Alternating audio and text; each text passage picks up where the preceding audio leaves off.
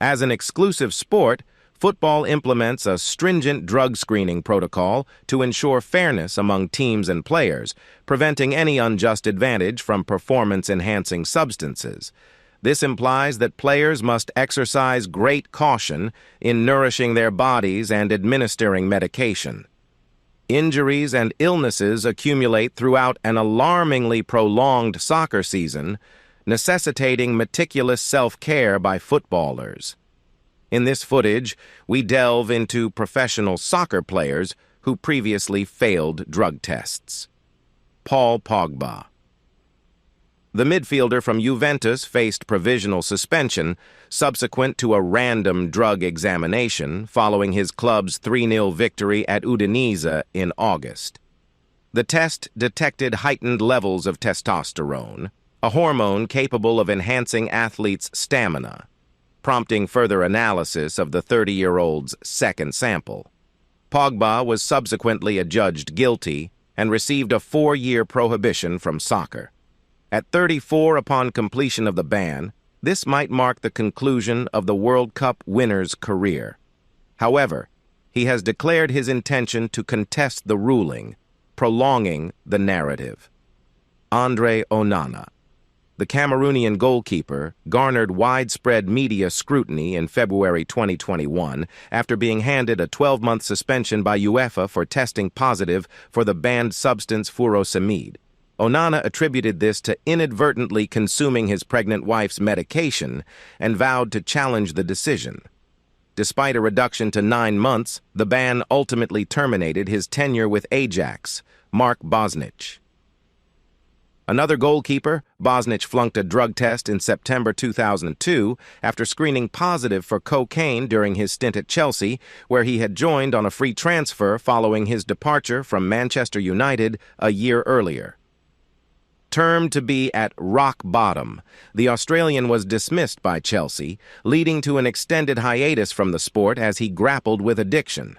Bosnich eventually conquered his addiction and staged a footballing resurgence in 2008. Abel Xavier.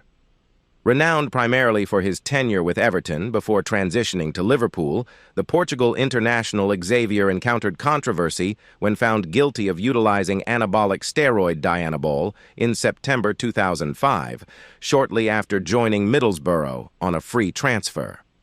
He was subjected to an 18-month suspension from professional soccer, marking the Premier League's inaugural instance of a ban for performance-enhancing drugs rather than recreational ones. Xavier contended that the substance originated from an antivirus medication procured from the United States. An appeal to the Court of Arbitration for Sport resulted in a reduction of his ban to 12 months, permitting his return in November. Edgar Davids. Famed for his dynamism in the early 2000s, Davids encountered a setback in 2001 when he tested positive for nandrolone. Amidst what appeared to be an epidemic, he became the 7th player in Serie A to test positive for the substance that season. Following a second failed drug test a few months later, the Dutchman tested positive once more, this time for anabolic steroids, norandrosterone and noretiocalanolone, following Juventus's encounter with Udinese on March 4th. Initially facing a 16-month ban, which was speculated to cause him to miss the 2002 World Cup, had the Netherlands qualified, Davids ultimately served only a 4-month suspension. Adrien Mutu.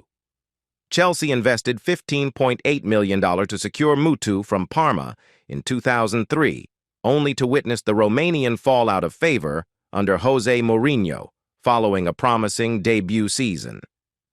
The situation worsened when Mutu received a 7-month ban from soccer in 2004 after testing positive for cocaine, effectively ending his stint at Chelsea and dashing hopes of a prosperous career in the Premier League. Jaap Stam. Recall when Davids was one of several embroiled in a 2001 Serie A steroid scandal? Well, Stam was also implicated, testing positive for nandrolone that October. He was subsequently handed a 5-month ban, reduced to 4 following an appeal, leaving a notable void in the Lazio defense. Frank de Boer. Another individual caught in the Nandrolone debacle, De Boer screened positive for the substance following Barcelona's UEFA Cup clash with Celta Vigo in 2001, initially receiving a one-year ban. However, this was shortened to 11 weeks when it was determined that De Boer unwittingly ingested the substance through contaminated dietary supplements. Diego Maradona. Concluding with one of the most high-profile cases, Maradona's cocaine usage was widely known after testing positive while at Napoli in 1991. The Argentine legend faced subsequent drug-related controversies, including testing positive for ephedrine at the 1994 World Cup.